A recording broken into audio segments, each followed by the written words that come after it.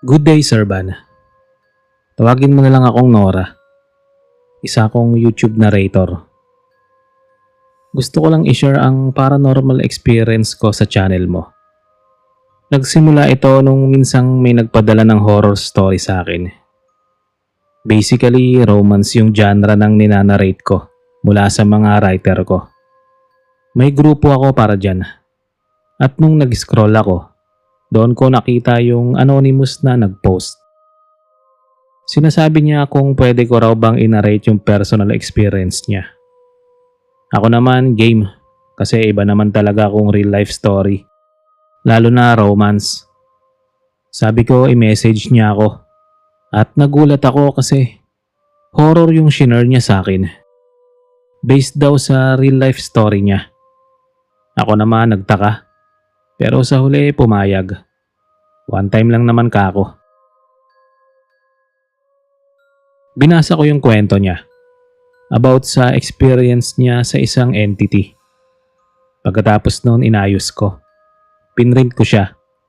Hindi kasi ako sanay na tinitingnan sa laptop yung inanarrate ko kasi nahihilo ako. To make the story short, pumunta ako sa studio at nag-pre-recording prep ako. Inanda ko na yung script at nagsimula na ako. Pero siguro nung nabasa ko na yung dalawang sentence, may naramdaman akong kakaiba. Yung feeling na naka-aircon pero sobrang init sa pakiramdam. Patigil-tigil ako that time sa pagbasa at nakailang take pa ako kasi hindi ko maintindihan eh. Feeling ko may pumipigil sa akin eh. Pero tinuloy ko pa rin. Sayang at views din yon. Makalipas ang ilang oras, natapos ko naman. Nilapatan ko ng sound effect para mas ma-feel yung emotion. Pagkatapos ay plinay ko. Hindi ko na pinapakinggan ang mga ginagawa ko kasi nga tiwala na ako sa sarili ko. Pero this time, hindi ako tiwala sa pagnanarrate ko. Pero in-upload ko siya. Siguro ilang minuto lang may nag-comment na. Nagulat ako kasi kung hindi next, magbibigay sila ng ibang opinion. Pero ngayon, dagsaan ang comment sa comment section. May nagsasabi na meron daw silang naririnig na parang may sumasabay sa akin. Yung iba naman daw hagik-hik. Ang galing ko raw mag-edit at feel na feel talaga nila yung takot. Yung iba inabisuhan naman ako na i-delete ko raw yun dahil hindi raw maganda ang pakiramdam nila sa in-upload ko. Curiosity hits me, Sir Van. Kaya plinay ko yung video. Wala naman akong napansing kakaiba. Pero habang pagitna, doon ko na narinig na may mga sudden noise. May sumasabay sa akin at ginagawa yung way ko ng pagsasalita. Tapos sumahagik-hik siya. Nakaramdam ako ng pagtataka. Kaya inedit ko yung video. Tinanggal ko yung effects. Tapos pinakinggan ko ng mabuti. Baka naman kasi epekto lang yun ang nilagay kong sound effect. So plinay ko ulit. Pero walang nagbago. Ganun na ganun pa rin. Yung boses nandoon. Pero this time alam kong babae yun dahil sa way ng tawa niya. Nakaramdam ako ng kilabot. Kasi habang nagre-record ako, minimake sure ko na walang background noises. So bumalik ulit ako sa YouTube. Mas dumami yung views and comment. Kaya imbis na i-delete, ay hinayaan ko na lang. Well, more views, more income. Nung gabing yun habang kumakain ako sa kusina, parang may nagtap sa balikat ko. Ramdam ko yung lamig at bigat ng kamay. Lumingon ako sa likod ko. Pero wala naman akong nakitang tao. Si mother kasi ang kasama ko sa bahay at hindi pa siya umuwi. E di hinayaan ko na lang, Sir Van. Baka kako imagination ko lang. Nung itutuloy ko na ulit yung pagkain, bigla na lang nagbukas yung ref, which is nasa harap ko. As in, nagulat ako. Kasi alam naman nating hindi basta-basta magbubukas yung ref kung hindi mo binubuksan o walang malakas na puwersa. Sa takot ko, tumakbo ako palabas. Pumunta ako sa kapitbahay. Tumambay ako doon dahil natatakot akong umuwi. Hinintay ko si mama na umuwi para may kasabayan ako. Kinuwento ko sa kanya yung nangyari kanina at nung pumasok kami ng bahay, nakabukas pa rin yung ref. Si mama lumapit sa ref tapos inusisa yun. Maya-maya sinabi niya na wag daw akong kung ano-ano ang iniisip dahil nagbubukas daw yun ng kusa dahil may kalumaan na.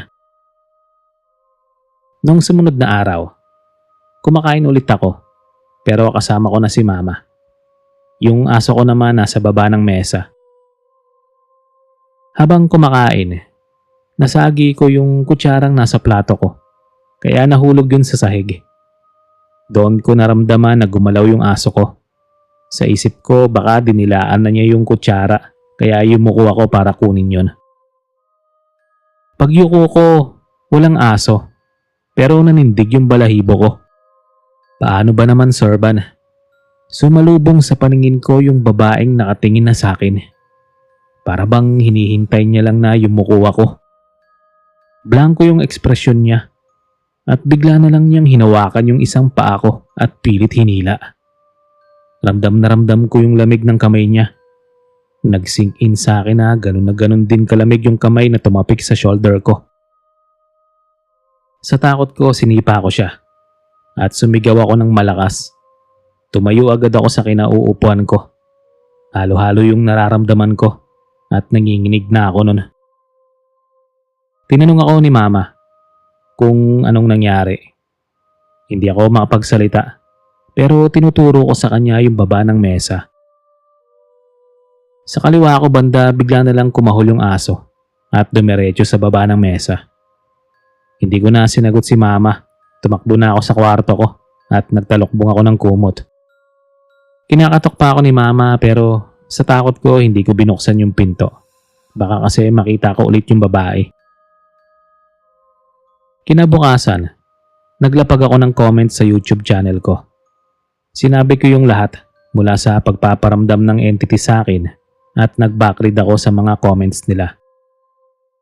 Doon ko lang naalala yung sinabi nilang i-delete ko yung kwento. Kaya hindi ko na hinintay na may mag-reply pa sa akin. Dinilit ko yun agad. Pagkatapos sinabi ko kay mama na ipabless ang bahay namin. Magmula noon, Sorban, hindi na nagparamdam yung entity sa akin. Hindi ko nga alam kung nagkataon lang na dahil doon kaya minulto ako o dahil sa pagpapabless namin. Naisip ko na kahit kailan hindi na ako tatanggap pa ng mga horror stories dahil baka may magparamdam ulit sa akin. Ikaw din, Sorban. Baka may maramdaman ka habang ninanarate to. Ayun lang po. Maraming salamat.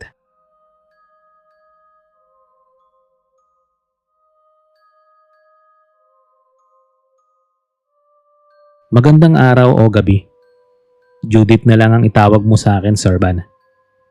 Ang kwentong ibabahagi ko ay nangyari nung isa pa akong fish dealer at gusto kong ibahagi yung mga ilang experience ko at naging dahilan na rin para tumigil ako sa pagiging fish dealer. Alas 4 na madaling araw ay pumupunta na ako sa daungan ng isda kasama ang asawa ko para umangkat ng mga tilapia at hipon na ibebenta ko. Siya nga po pala, Sorban. Ang pantalan namin ng isda mostly dagsaan ng tricycle at mga pasahero. Bale, doon po dinadaan yung mga dadalhin sa ospital o di kaya doon din dinadaan yung mga patay na dadalhin sa bahay nila. Normal na oras ng alas 4 ay nandoon na kami sa pantalan kasama ang asawa ko. Wala pang katao-tao nun kaya tamang hintay muna ang ginawa namin. Yung ilaw nga pala namin noon, Sorban, ay yung ilaw lang ng tricycle at yung ilaw ng streetlight sa tabi namin. Habang naghihintay, hindi ko alam kung bakit pakiramdam ko ay may nakatingin sa amin. Siguro na-encounter nyo na rin yung ganong pakiramdam. Hindi ako mapanatag, kaya luminga-linga ako at napunta yung atensyon ko sa kabilang panig kung saan nakapwesto yung waiting shed. Mula doon ay parang may nakita akong nakaupo. Madilim sa parting yun, pero medyo naaaninag ko naman dahil nga sa ilaw na nanggagaling mula sa streetlight. Kung susuriin ko ang style niya, parang nakaupo siya, Sir Van, at parang nakatingin sa gawin namin. Tinuro ko yun sa asawa ko. Baka ako isa sa mga fisherman na lasing na at nakalimutang umuwi. Hindi niya muna nilapitan. Pinasadahan niya muna ng flashlight at nung tumama na yung ilaw sa bandang kinauupuan niya, nagtaka ako. Kasi walang tao, walang nakaupo ron at blankong waiting shed lang talaga. So ang ginawa ko, inagaw ko yung flashlight sa kanya at ako na mismo yung nagtutok ng ilaw. Hindi kasi ako kumbinsido. Kitang-kita ko kasing may tao talaga. Kinalat ko yung ilaw ng flashlight. Pero wala talagang tao, Sir Van. Kinilabutan na po ako. Mabuti na nga lang at natanggal din yun nung may marinig na akong tunog ng motorboat. Hudyat na may fisherman na. Kaya ginawa ko ay sumakay na lang ako sa tricycle. At sinabi ko na lang sa asawa ko na sa baba na lang namin ikilo yung isda. Kasi naninindig na yung balahibo ko. Ikalawang experience ko ay doon din po ulit, sa Pantalan din. Ganong oras pero kasama ko na yung dalawang anak at asawa ko. Habang naghihintay yung dalawang anak ko, pumunta sa waiting shed para mag-cellphone at kami ng asawa ko naiwan. Nasa ganong sitwasyon kami nang bigla na lang may tumawag ng mama. Boses bata yun, kaya akala ko yung anak ko. Nung tumingin ako sa waiting shed, may nakita akong figura. Siguro kasing laki lang ng mga anak ko, kaya akala ko yung anak ko yon. Tinanong ko kung anong kailangan, bakit nagmamama. Pero hindi ako sinagot. Sa isip ko baka pinaglalaroan na naman ako ng tenga ko. Hindi ko na lang pinansin nung una, Sir Van. Pero sumigaw siya ulit. Inulit-ulit na. Sa inis ko, sinigawan ko na yung dalawang anak ko. Sabi ko wag silang sumigaw. Kasi anong oras pa lang, baka maengkanto sila. Yung dalawang anak ko kumaripas ng takbo sa amin at pumasok sa tricycle. Sabi nila, kanina pa raw nila naririnig yun mula sa side nila. Ang akala nga ay kami yung sumisigaw. Pero nagulat daw sila kasi pinagalitan ko sila. Natakot ako, Sir Van.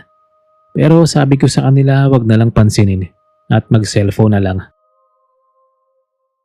Yung ikatlo ang mas grabe at hindi ko makakalimutan. Siguro mag-aalas 5 na rin yun, kaya medyo may aliwalas na sa paligid. Pagbaba ko sa tricycle, sinalansan ko na yung mga sako at yung kiluhan ko. Yung asawa ko naman nagpaalam na iihi.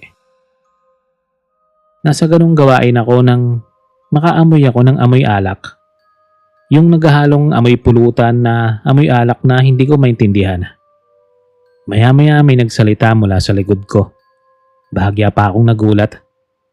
Ang ginawa ko, hinarap ko. Pagtingin ko yung isa ko palang fisherman, si Paring Noel. Nakatingin lang siya sa akin.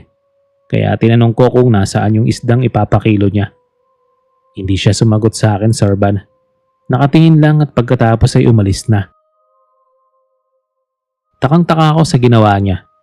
Kasi kilala ko yun bilang matalak At kinakausap ako noon kapag nakikita. Minsan siya rin ang unang pumapansin sa akin. Lumiko siya pakanan sa akin. Pagkatapos dumiretso. Tinitigan ko siya ng maigi habang naglalakad. Parang may kakaiba sa kanya noon. Nang biglang may tumapik sa balikat ko. Pagtingin ko yung asawa ko pala. Tinanong niya ako, Sir Van, kung ano raw tinitignan ko. At sinabi ko sa kanyang nakita ko nga si Paring Noel. At kinuwento ko yung naging asta niya. Pagkatapos nun, pinagsawalang bahala ko na lang. May mangilan-ngilan ng bayar na dumating. At may mga fisherman na rin. Habang nagkikilo, may mga taong dumating. Nagkalat sila sa paligid. Waring may hinahanap. Pagkatapos, narinig ko yung usapan ng mga fisherman ko. Sinasabing nakalambre daw si Paring Noel kahapon. Yun bang tumigas dahil sa lamig? Hindi ko pinansin yung usapan nila. Kasi sa isip-isip ko, paanong makakalambre Nandito lang naman kanina. Nakatayo pa nga. Hanggang sa yung ilang tao lumabas. Galing sila sa kung saan pumunta si paring Noel. May hawak na silang katawan. Nagimbal ako, Sarban, nang makitang si paring Noel yon. Nakabaluktot at puting-puti na. Nabitawan ko yung hawak kong tilapia. Tumingin ako sa asawa ko na nun ay takang-taka na nga rin ang itsura. Sarban, hindi ko ma-explain yung pakiramdam ko nung makita yung ganong eksena. Kasi nga kakausap ko lang sa kanya kanina at nakita ko pa siya. Mula nun, Sarban, hindi na ako pumunta sa pantalan. Ang ginawa ko na nga lang ay yung asawa ko na lang ang inutusan ko. Hindi ko alam kung bukas ba ang third eye ko. Halos ako lang din kasi ang nakakita eh. Ayun lang po, Sarban. Maraming salamat. Sana ay mai-airy mo ito.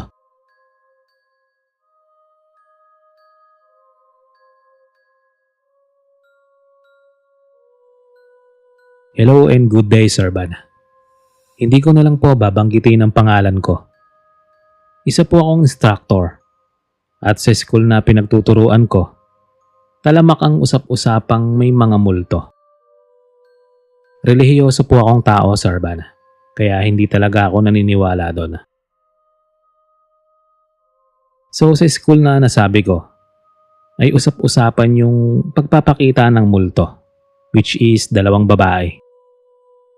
Yung iba sinasabing kung san-san daw sila nagpapakita.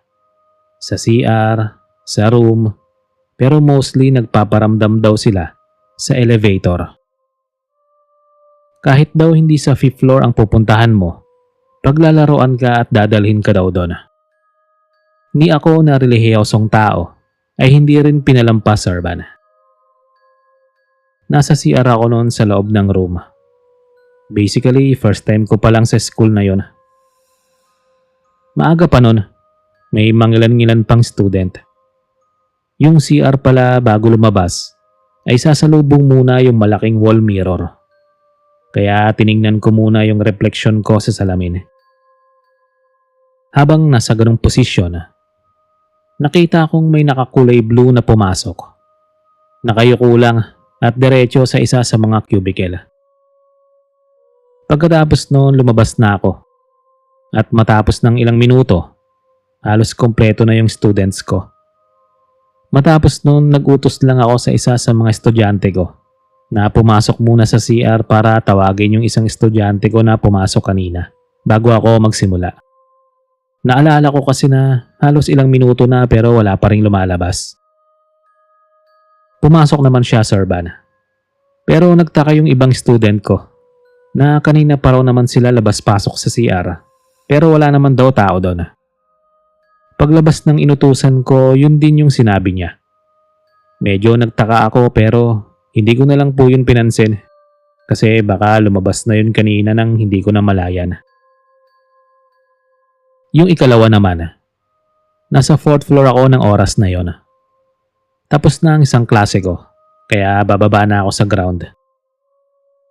Nung nasa loob ako ng elevator, natigilan ako. Kasi imbis na pababa, tinataas ako. Siguro kung nakasakay naman na kayo ng elevator, alam nyo na kapag bumababa o tumataas. Nung nagbukas yung elevator, nagtaka ako. Kasi sa 5th floor ako napunta. Medyo naguluhan na ako kasi sa ground dapat ako. Sa isip-isip ko na lang, Sarban, siguro na mali lang ako ng pindot.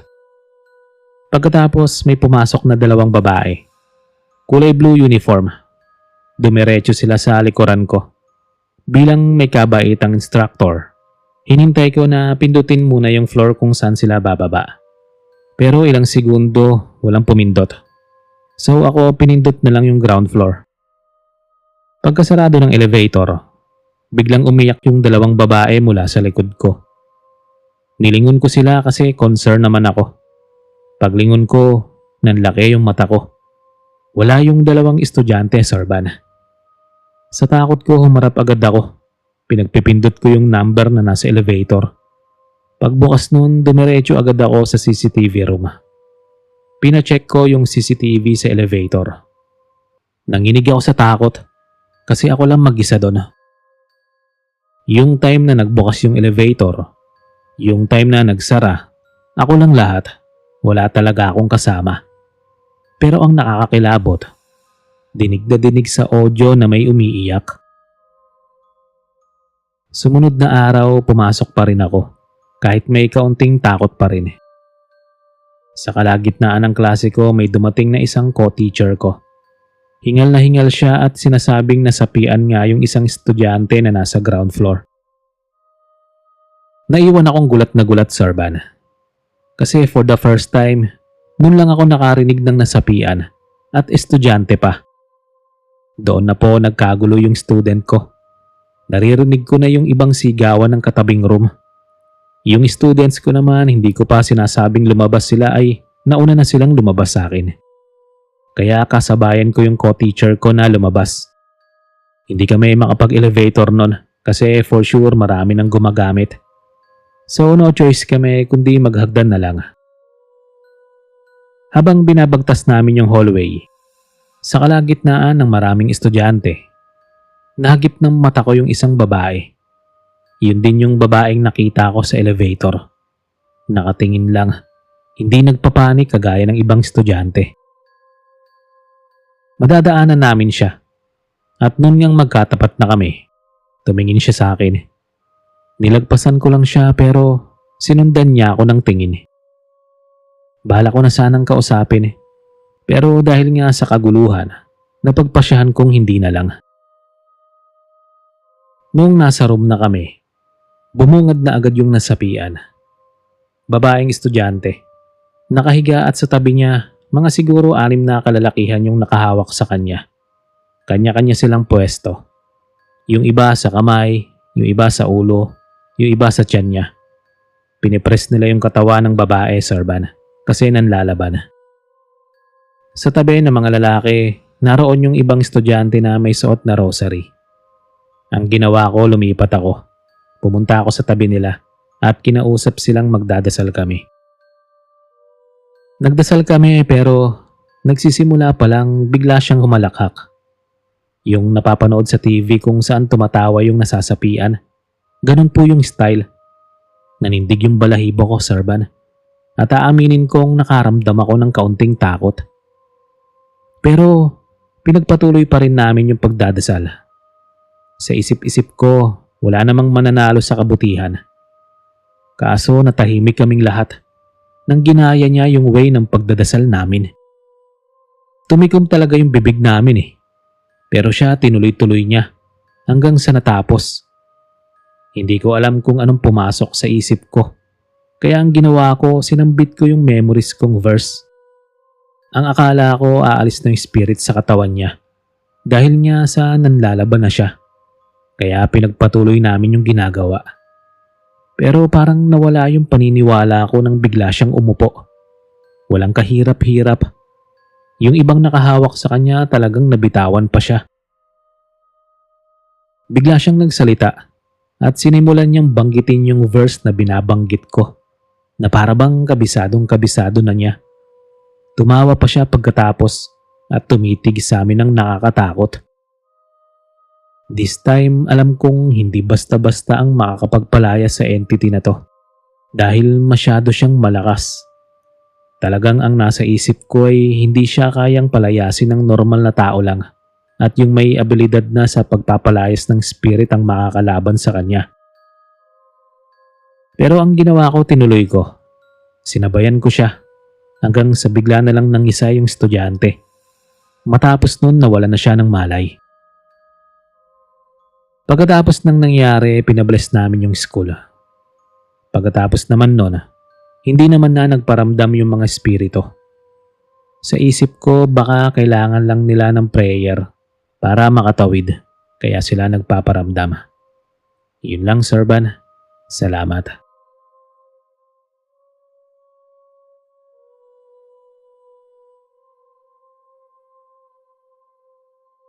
Mapagpalang araw, Sir Van. Tawagin mo na lang akong Aiko. At gusto ko lang i-share ang kwentong kababalaghan ng ate ko. Nagsimula lahat ng yun nang ma-promote siya sa trabaho. Isang araw, ay umuwi siyang napakatahimik. Kapag kinakausap namin siya ay saka lang sumasagot. Pero maya't maya siyang lumilingon-lingon. Yung mga mata niya ay halatang hindi mapakali. Pero hindi na lang namin pinansin yon dahil siguro may iniisip lang siya. Kinahapunan, habang kumakain kami, ay ganun pa rin ang asta niya. Pero nun ay pakamot-kamot si ate sa katawan niya. Hindi naman namin pinagtutuunan ng pansin nung una kasi akala namin ay normal na pangangati lang. Maging yung asta niya. Hanggang sa lumipas ang ilang minuto ay lumalayo na. Tumayo siya pagkatapos ay kamot na siya ng kamot at hindi na alam kung ano ang unang kakamutin. Doon ay tinanong na siya ni mama kung anong nangyayari sa kanya. Kita kong ibinuka ni ate ang bibig niya pero walang lumalabas na boses. Dahilan para medyo mag-alala na ako. Kaya kinuha ko na yung pang-allergies na ointment. Baka kasi may nakain siya. Lalo at prone siya sa allergies. Matapos nun, nung papahiran ko na sana ang katawan niya, ay nakita akong may maliliit na butlig at namumula sa katawan niya. Sa braso, sa leeg, basta sa parte kung saan niya kinamot. Kahit may pag-aalinlangan ako ay pinahiran ko pa rin yon. At pagkaraan ng ilang minuto medyo humupa naman ang katawan ni ate. Ang akala ko ay doon na matatapos yon. Pero isang araw ay umaalis na lang si ate nang hindi na kumakain. Sa tuwing uuwi ito ay diretso sa kwarto. Dahilan para mapansin ko ang unti-unti ng pangangayayat niya. Napansin ko rin ang unti-unting paglaki ng tiyan niya. Sa isip ko, Sarban ay baka buntis ang ate ko at nahihiya siyang magsabi kaya ganun ang asta niya. Isang gabi na alimpungatan ako sa matinis na pagsigaw ni ate sa kwarto niya. Bale, magkatabi kasi ang kwarto namin at plywood lang ang divider. Kaya naman sinilip ko siya sa maliit na siwang sa plywood. Hindi ko sigurado dahil may kaunting liwanag lang sa kwarto niya. Pero sa tingin ko ay may ginagawa siyang kung ano. Ang ginawa ko, Sarban, ay lumabas na ako sa kwarto para sana pasukin siya. Pero nakalak ang pintuan niya. Nakaramdam ako ng pangamba. Kaya binangon ko si mama at papa. Kinuwento ko sa kanila ang nakita ko. Kaya ang ginawa ni papa, kumuha siya ng martilyo para pukpukin ang lock ng pintuan ni ate. Dahil wala naman kaming duplicate na susi. Nang bumukas ang kwarto niya, binuksan ko ang switch ng ilaw. At bumungad sa amin si ate na nakaupo at nakayuko habang hinihila ang anit niya. Lalapitan ko na sana siya. Napatigil ako nang makita ang nakakagimbal na mga iba't ibang klase ng uod sa kama niya. Pagtingala ni ate, puro kulugo ang mukha niya at berde ang mga nasa gilid ng labi niya. Umiiyak si ate habang nakatingin sa aming tatlo. Nagmamakaawa siya na tulungan daw namin siya. Sa takot ko ay napaatras ako, Sarban. Kaya si Papa ang lumapit sa kanya. Kinarga niya si ate. At nang inilagpas niya si Papa, ay nanlaki ang mga mata ko. Dahil sa doble na ang paglaki ng tiyan niya na hindi kagaya nung nakaraan. Dinala namin siya sa ospital. Pero ang sabi lang ng mga doktor, normal naman daw ang findings niya. Ang pinagtataka lang nila ay ang paglaki ng tiyan niya. Sinuri din daw nila ito dahil akala nila buntis ang ate ko. Pero wala naman daw bata sa sinapupunan niya. Kaya ang binigay lang ng mga doktor sa amin ay ointment para sa kulugo sa katawan at gamot niya. Matapos nun ay hindi na nakapasok si ate. Pinapainom namin sa kanya mga gamot na bigay ng doktor. Pero parang mas lumalala ang kalagayan niya. Isang araw ay dadalawa lang kami ni ate nang bumisita ang best friend niyang katrabaho niya rin. Dahil sa gusto ko naman silang mabigyan ng personal na usapan, ay umalis muna ako para kumuha ng juice. Pagbalik ko sa kwarto, ay nakita akong may inilalagay na kung ano sa bag ang katrabaho ni ate. Hindi ko naman yun pinansin at inabot na lang sa kanya ang juice. Pero ang sabi niya sa akin ay mauuna na raw siya dahil may aasikasuhin pa. Kinagabihan nang iiwan na sana namin si ate para matulog na, ay bigla siyang pumalahaw at bigla na lang siyang nagsuka. Nanginig ang buong katawan ko nang makitang iba't ibang klase ng insekto ang isinuka niya. Buhay na buhay ang mga yon at ang iba ay gumagapang na sa sahig. Sa takot ko ay sumigaw na rin ako, pero pinakalma ako ni mama. Dahil doon ay sinabi na ni papa na tumulak na kami tungo sa probinsya para ipagamot si ate sa isang albularyo. Kaya kahit gabing-gabi na ay bumiyahe kami patungong probinsya. Nang makarating kami doon sa Urbana, ay alas 7 na. Pero walang sinayang na oras sila papa at dumiretso kami sa sinasabi niyang albularyo. Pagdating pa lang namin doon ay hindi kami tinanong ng albularyo. Bagkus ay may inilabas siyang posporo at dinikit yun sa daliri ni ate.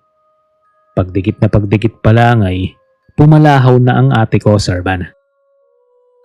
Pinipilit niyang tinutulak ang kamay ng albularyo. Ang albularyo naman ay hinipa ng daliri niya at pagkatapos dinikit yun sa may dibdib ni ate. Sa sandaling yun nagwala si ate. Kaya sinenyasan kami ng albularyo na hawakan ng ate ko. Pagkakuan ay nag-usal ng kung ano ang albularyo at sa isang iglap, nagsalita si ate pero sa kakaibang boses. Hindi ko nasasabihin ang mga usapan nila pero napag-alaman naming binabarang si ate dahil sa inggit at ibinalik ng albularyo ang pinataw ng mambabarang sa ate ko. Nanatili kami sa probinsya hanggang gumaling ang ate ko at nalaman na lang namin na may hinala na siya kung sino pero hindi niya sinabi sa amin kung sino ang taong yon.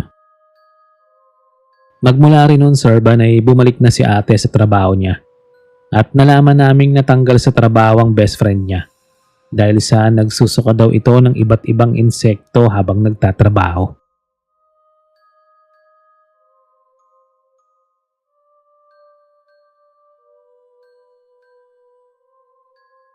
Magandang araw po, Sir Van.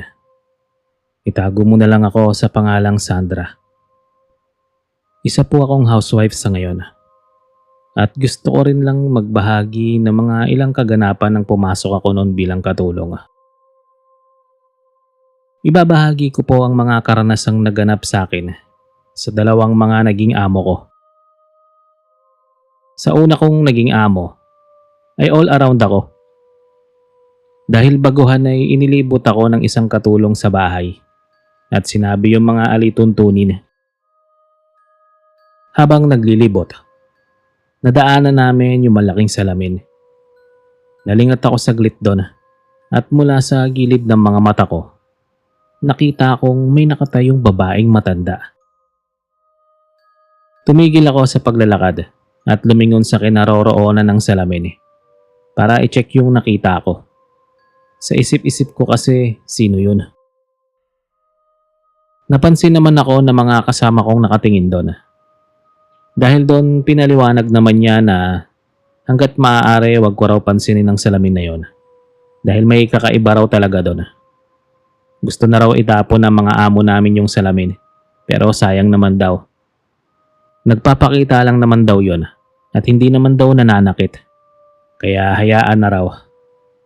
Yun lang naman ang creepy na na-experience ko sa unang naging amo ko. Sa ikalawa ko pong naging amo, ay stay-in ako at ang day off lang tuwing linggo. Sa akin din ang lahat ng trabaho, maliban nga lang sa pag-aalaga ng bata kasi may nakatoka na. Tiniis ko na lang ang ganong setup dahil sa 5,000 naman ang sahod ko isang buwan. Bigyan ko lang po kayo ng kaunting detalye sa itsura ng bahay. Bale, ito story po ang bahay. Sa taas, nandun po ang kwarto ko at sa kabila yung kwarto naman ng bata. Hindi po katabi ng amo ko ang anak nila. Bale, yung yaya po at ang bata ang magkatabi. May kasungitan ng mga amo ko at sensitibo rin sila sa dumi ng damit. Kaya dinodoble kong labhan yung mga damit mula sa washing machine para hindi ako mapagalitan. Nang ibabrush ko na ang damit, Bigla na lang pong nagbukas ang tubig sa nawasa at umagos sa batya. Nagulat naman ako, kaya tumingala ako para tignan yung nawasa. Nakabukas na yon. Nagtaka ako kasi sinara ko naman yun kanina bago ako magsimulang maglaba. Sa ayoko namang mag-isip ng kung ano-ano, kinumbinsi ko na lang ang sarili ko na baka naglolo ko lang ang nawasa. Sunod pong experience ko, isang normal na gabi. Nagkukwentuhan kami ng anak ko sa video call. Dahil nga sa hindi ako makauwi, ay sa cellphone na lang kami nag-uusap. Sa kalagitnaan ng pagkukwentuhan namin, tumigil yung anak ko sa pagsasalita at tinanong niya kung sino daw yung batang nasa likod ko. Sinabi ko namang wala akong kasama at ako lang mag-isa sa kwarto. Pero hindi naniwala yung anak ko. Pinipilit pa rin niya na may bata daw akong kasama. Nakatitig pa nga raw sa kanya. Nagtaka naman ako, Sarban, kaya lumingon ako sa likod ko. Wala namang bata at ako lang namang mag-isa. Hindi ko na lang pinansin yun. Baka ka ako guni-guni lang ng anak ko. Sa gabi ring yun, hindi ako makatulog. Yun bang nag-aagaw ang tulog at diwa ko? Alam niyo yung tulog ka pero yung pandama mo gising na gising. Ganun po ang nangyari sa akin. Nakapikit ako pero ramdam na ramdam kong may presensyang lumapit sa gawi ko. Dahil sa kuryosidad, pinilit kong imulat yung mata ko. Ganun na lang po ang takot ko nang makita ang isang batang nakadungaw sa akin. Lalaki po siya at itim na itim yung mata. Nakatingin lang siya ng diretso sa akin at nakangiti. Iyong ngiti na alam mong nakakatakot talaga. Pero parang malambot yung dating. Hindi ko maipaliwanag pero ganun na ganun yung pakiramdam ko, Sarban. Pinikit ko ulit yung mga mata ko. Naghahalo na kasi ang kuryosidad at takot sa dibdib ko. Hindi ko naman na alam kung anong sumunod na nangyari. Kung umalis ba yung bata o hindi. Kasi hindi na ako nagmulat. Hinayaan ko na lang. Hanggang sa nakatulog po ako. Sunod po ay sa loob naman ng bahay nangyari. 6:00 ng umaga at pinapababa ko na lang ang kinain ko bago ulit ako magtrabaho. Naulinigan ko naman ang pag-iyak ng bata mula sa taas. Sa pagkakaalam ko, sa kwarto nila Rosana yun ang gagaling. Hindi ko naman pinansin nung una kasi hindi ko naman natoka ang pag-aalaga ng bata. Habang mas tumatagal, mas lalong lumalakas yung iyak niya. Dahil sensitibo ang tenga ko sa ingay, pumunta akong second floor para tignan kung anong nangyayari sa bata. Bakit gano'n na lang yung iyak niya? Pagbukas ko ng pinto, walang tao. Luminga pa ako at tinawag ko pa si Rosana, pero wala talaga. Pero yung iyak ng bata nandun pa rin. Natakot na ako kaya kumaripas ako ng takbo pababa. Pagbaba ko, nakita ko si Rosana ang kakapasok pa lang sa bahay at sa bisig niya nandoon yung bata natutulog. Tinanong niya ako kung bakit daw ako namumutla. Sinabi ko naman sa kanya yung nangyari. Tinawanan niya lang po ako, Sarban. Ang sabi niya ay matagal na raw talagang may nagpaparamdam sa bahay na yon. Magmula nang namatay ang unang anak nila, sir. Napakalambing daw ng batang yon at halos lahat ng naging katulong sa bahay ay pinagpaparamdaman daw niya. Hindi na raw siya nagtaka kung bakit pati ako ay pinagparamdaman niya. Ikinuwento niya po sa akin, sir, ng ilang experience niya na siyang ibabahagi ko rin. Ilang beses na raw nagpapakita sa kanya ang bata. Isang gabing araw nang matutulog na siya, bumukas daw mag-isa yung pintuan ng kwarto niya. At nung isasara na sana niya, nakarinig daw siya ng pagtawa ng isang bata. Kapag naman pinapatahan niya yung batang alaga niya ngayon, nakakarinig daw siya ng mga bulong o di kaya may tumatapik sa likod niya. Kapag lilingon siya, wala naman daw. Sa una natakot daw siya, pero sa huli nang nakasanayan na niya, ay parang normal na raw yun sa kanya. Ilang buwan din ang itinigil ko sa bahay na yon. Pagkatapos ay umalis na po ako. Habang mas tumatagal kasi, ay mas grabe na rin kasi ang paramdam ng bata sa akin. Hindi naman niya ako sinasaktan. Pero ang gusto ko lang naman sana ay maayos na trabaho. Marami pa po akong naging karanasan at siguro ilalahad ko na lang yun sa susunod. Magandang araw po ulit at God bless po sa channel nyo, Sir Van.